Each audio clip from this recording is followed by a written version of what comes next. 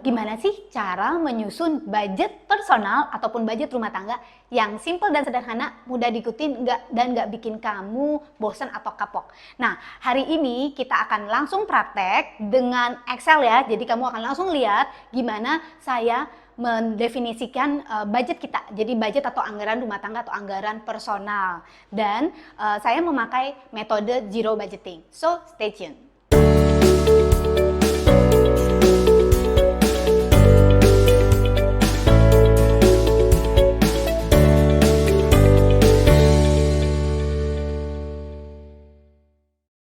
What's up everyone? Welcome back to Teta Omega TV channel, the best channel for inspiration, healing, and transformations to help you become the best version of yourself.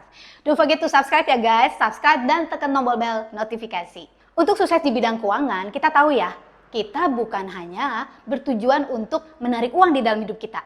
Kita bukan hanya perlu skills untuk mengembangkan kemampuan kita untuk menghasilkan uang. Tetapi satu hal yang sangat menentukan dan yang sangat penting adalah kita harus belajar mengontrol keuangan kita. Mengontrol artinya mengambil alih dan mengambil tanggung jawab. Dan ini artinya yang paling basic banget adalah belajar gimana menyusun budget atau anggaran. Supaya kita tahu nih uang kita keluar atau masuknya kayak gimana. Kalau kamu udah nonton video kita sebelumnya tentang basic-basic cara bikin budget, ya, berarti kamu sudah siap nih dengan beberapa hal yang memang kita perlukan untuk lanjutan videonya hari ini. Artinya kamu sudah menyiapkan satu, apa sih pendapatan kamu setiap bulan? Pendapatan kamu itu artinya pendapatan pasangan kamu kalau kamu sudah berumah tangga. Karena itu kita akan masukkan semua di budget. Dan yang kedua adalah expense kamu ya. Jadi expense atau pengeluaran-pengeluaran setiap bulan. Ya, siapkan itu semua, pendapatan ya termasuk bla bla bla macam-macam dan juga pengeluaran, dan satu lagi adalah goals keuangan kamu yang jelas. Karena itu akan kita masukkan semua di dalam budget kita. Nah, di sini saya akan melakukan hybrid. Jadi metodenya hybrid, nanti kamu akan lihat di Excel. Oke? Nah, sekarang tarik napas dulu yang dalam. Oke, this is maybe something new untuk kamu, tetapi jangan takut, tidak se-complicated yang kita pikirin. Ternyata bikin budget itu enak loh dan seru banget. Dan kalau kamu udah terbiasa bikin ini jadi satu habit ya. Jadi jangan lupa untuk di-schedule setiap bulan tanggal-tanggal tertentu kapan kamu harus melakukan budgeting ini. Kalau kamu udah terbiasa, budgeting ini sangat fun dan sangat-sangat membantu kita untuk mengontrol keuangan kita. So, let's dive in. Oke guys, jadi kita mulai bikin anggaran bulanan ini. Banyak ya versinya. Kamu bisa cari sendiri di online. Tetapi I feel that this one, the one that I make ini lucu dan bikin aku semangat untuk selalu bikin anggaran bulanan secara teratur setiap bulan. So kita mulai isi dulu dengan periode. Periode ini idealnya adalah satu bulan kalender. Jadi dimulai di tanggal 1 sampai tanggal 30. Jadi kita bisa isi ya.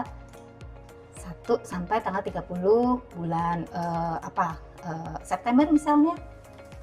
Nah, tetapi kalau misalnya yang menerima gaji pertama kali di keluarga, misalnya terima gajinya tanggal 25, sebaiknya kamu mulai dari tanggal 25 hingga tanggal 24 bulan berikutnya. Misalnya dari tanggal 25 Agustus sampai 24 September, ya, tahunnya tahun 2020. Bisa seperti itu. Jadi kamu jangan lupa isi ini. Nah, lalu my ultimate financial goal. Kita kudu punya yang namanya financial goal nih guys. Untuk apa sih? Untuk bikin kita semangat. Dan saya sengaja taruh di atas seperti ini supaya kita ingat nih. Ketika kita bikin anggaran, kita ingat gue punya setiap bulan itu gue kepengen seperti apa ya. Nah, ultimate financial goal ini kan bisa untuk jangka panjang guys. Jadi kalau untuk jangka panjang, kamu bisa tulis misalnya kamu punya cicilan rumah atau cicilan kartu kredit. Ultimate financial goal kita bisa pertama-tama adalah menyelesaikan semua cicilan. Dan lalu yang kedua misalnya paling penting sekali adalah untuk kita bikin namanya emergency fund. Target emergency fund sebaiknya adalah 6 bulan kebutuhan pokok kita. Nah, mengenai financial emergency fund ini, kamu bisa ketemu video kita di sini. Kamu bisa belajar gimana caranya sih menyusun emergency fund, berapa sebaiknya nilai emergency fund yang wajar. Nah, kalau misalnya kamu udah menyelesaikan semua cicilan hutang, emergency fund udah selesai, apalagi sih yang kita bisa buat? Kita juga bisa menyusun misalnya goal-goals yang lainnya. Misalnya saya kepingin pergi jalan-jalan, atau saya kepingin punya sesuatu ya, pingin nabung untuk DP rumah. Nah, kamu bisa tulis di sini semua. So, ini untuk ultimate financial goal kamu seperti apa. Pertama-tama kita pasti harus ngisi yang namanya pendapatan. Anggaran bulanan ini bisa untuk personal maupun untuk rumah tangga ya. Kalau untuk rumah tangga, berarti kamu tulis semua pendapatan mereka yang ada di rumah tangga. Misalnya suami, gaji istri, hasil penjualan, dividen, semuanya tuh disebutin. Misalnya ya, kalian berdua bekerja, lalu juga ada nih sampingan nih jualan makanan. Lalu ada juga nih suami atau istri nabung saham, dividen mungkin nggak setiap bulan, tetapi di bulan-bulan tertentu. Pokoknya tuh ditulis saja semua ya guys. Misalnya di sini 5 juta, lalu gaji istri misalnya 4 juta, hasil jualan lumayan. Hasil jualan ingat yang dicatat itu adalah profitnya, bukan omsetnya. 1 juta, dividen misalnya 400.000. Idealnya total pendapatan, jadi ditulis semua ya total pendapatannya. Dari pendapatan itu, pertama-tama kita biasakan untuk mulai nabung dulu. Jadi dana darurat atau emergency fund. Ini saya tulis dana darurat, dana pensiun, dana pendidikan anak, dan dana sosial. Ini adalah contoh, tetapi kamu bisa tulis apa aja. Yang perlu kita isi adalah kolom budget. Actualnya adalah kenyataannya di luar yang beneran kita lakukan itu berapa sih? Biasanya kalau untuk tabungan, budget and actual pasti sama. Dana darurat itu biasanya kita setting misalnya 10% dari gaji, 10% dari total pendapatan. Tapi saran saya adalah 10% dari total pendapatan tetap, itu gaji ya. Misalnya kamu mau di sini kalau misalnya 5 plus 4, 9 juta, berarti dana daruratnya biasakan misalnya 900.000. Kalau memang kamu sudah siap untuk financial goal kamu, salah satu adalah bikin dana pensiun, tuliskan itu dana pensiun kamu berapa. Berapa yang ingin kamu sisihkan dari pendapatan kamu untuk dana pensiun. Misalnya kita pakai tetapan langsung deh 300.000 setiap bulan, itu tetap ditulis. Kenapa saya tulis tabungan di awal? Karena biasakan untuk menghargai diri kamu sendiri dan menabung untuk diri kamu sendiri sebelum kamu mengalokasikan uang kamu untuk yang lain-lainnya. Kalau kita menggunakan pendapatan kita untuk semua keperluan kita yang lainnya, akhirnya malah kita tidak jadi menabung, karena jangan mengharapkan ada sisa dari tabungan itu. Kecuali kamu sangat disiplin sekali, bagus banget kalau nanti kamu ada sisa, kamu bisa masukin lagi di tabungan. Ada banyak cara untuk budgeting, tetapi saya suka membagi ini dalam 2 bagian besar, yaitu fixed expense dan variable expense. Fixed expense itu artinya pengeluaran-pengeluaran yang tetap nilainya itu pasti, nggak mungkin berubah sama sekali. Variable expense adalah, namanya juga variable, artinya pengeluaran-pengeluaran yang bisa berubah. Misalnya, kalau groceries itu kita belanja pasar ya, itu kalau misalnya kita budgetin 2 juta misalnya, itu kan bisa berubah-berubah gitu ya, actualnya sebenarnya berubah. Jadi sebenarnya fixed and variable ini, karena actualnya itu berubah atau nggak, actual itu adalah kenyataannya di lapangan berapa yang kita keluarin. Nah, fixed expense biasanya terdiri dari 1, kalau kamu punya hutang, ini adalah termasuk cicilan hutang. Cicilan kartu kredit 1, cicilan kartu kredit 2. Kita ada video tersendiri tentang gimana caranya banish all your debt ya. Jadi gimana caranya menghancurkan atau menyelesaikan hutang-hutang kamu dengan lebih cepat. Kenapa ini saya masukin setelah saving? Karena hutang itu biasanya ada interest atau ada bunga, dan bunganya ini biasanya yang gede dan menjerat. Jadi itu adalah prioritas untuk kita selesaikan duluan. Kalau memang tidak ada cara lain, ya kita budgetkan cicilan kartu kredit itu adalah minimum payment. Misalnya minimum paymentnya 300.000. Tapi saya sangat-sangat menyarankan untuk bisa segera menyelesaikan itu kita lebih dari minimum payment, misalnya 500.000. Kalau kredit lain-lain misalnya adalah kredit mobil, kredit rumah, kamu boleh tulis di sini. Rumah dan keluarga. Yang saya maksud di fixed expense, rumah dan keluarga ini adalah cicilan yang tetap, yang pasti. Jadi cicilan rumah, misalnya kamu harus menyicil rumah 1.500.000 setiap bulannya. Ya, dan keamanan. Entah kamu tinggal di apartemen, entah kamu tinggal di rumah, biasanya ada uang keamanan ya, tergantung di komplesnya ada apa enggak. Misalnya 100.000. Kalau enggak ya enggak usah diisi. Asuransi ini adalah asuransi yang dibayarkan setiap bulan. Karena kalau asuransi yang dibayarkan setiap tahun, saya masukkan di kolom dana cadangan. Gaji asisten rumah tangga bila ada, lalu uang sekolah anak, membership gym, ini semua ditulisin. Jadi actualnya kamu bisa tulis, actualnya saya kalau cicilan rumah 1.500.000 ya kamu pasti bayar 1.500.000. Jangan lupa ini harus ditambahkan semuanya. Oke, kalau di Excel kita pakai AutoSum. variable expense dibagi oleh beberapa kategori. Nah, kategori itu utilities. Utilities itu artinya kebutuhan-kebutuhan yang biasanya menyangkut rumah, kegunaan-kegunaan penting. Misalnya listrik, air, HP, telepon, internet, ini termasuk variable expense.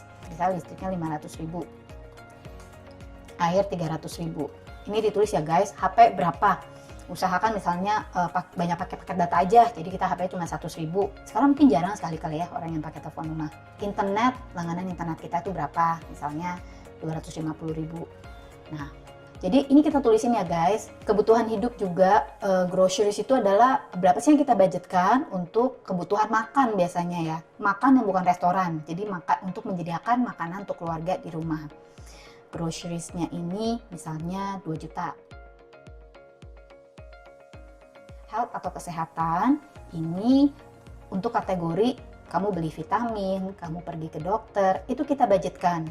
Mungkin belum tentu kepake, ya kita nggak mengharapkan kalau kita ke dokter dong guys tiap bulan, tetapi alangkah baiknya itu tetap kita budgetkan. Kalau memang nggak dipakai nanti actualnya kamu bisa tulis 0. Misalnya kamu budgetkan 500.000 deh, ini untuk beli vitamin juga nih ya. Karena lagi zaman-zaman banyak penyakit kayak begini, kita perlu banget kan untuk jaga kesehatan kita. Personal care ini adalah yang menyangkut misalnya sabun, personal care, beauty, kamu bisa ya, atau kamu di sini bisa bedakan beauty care gitu ya. Personal care, sabun, sampo, hal-hal yang menyangkut diri. Atau kamu mau pergi ke salon, nah ada di sini budgetnya. Lain-lain biasanya kita masuk dine out, jadi jajan di luar ini lain-lain ya. Pasti kita masukin dalam variable expense, kenapa? Karena jumlahnya bisa berubah-berubah. Gift ini misalnya kamu mau beli hadiah untuk teman ulang tahun, nah itu ada di sini. Dana cadangan, mengenai dana cadangan ini adalah sinking fund. Yang saya masuk dana cadangan di sini adalah nilai-nilai yang biasanya jatuhnya dalam 1 tahun, misalnya asuransi mobil atau motor. Supaya kita nggak kagetan, setahun sekali harus keluarin gede, kita menabung yang namanya sinking fund atau dana cadangan. Tentang dana cadangan ini, ada sendiri ya videonya nanti guys ya, tentang sinking fund ini. PBB itu adalah pajak bumi dan bangunan untuk bayar pajak rumah, yang biasa jatuh setahun sekali juga.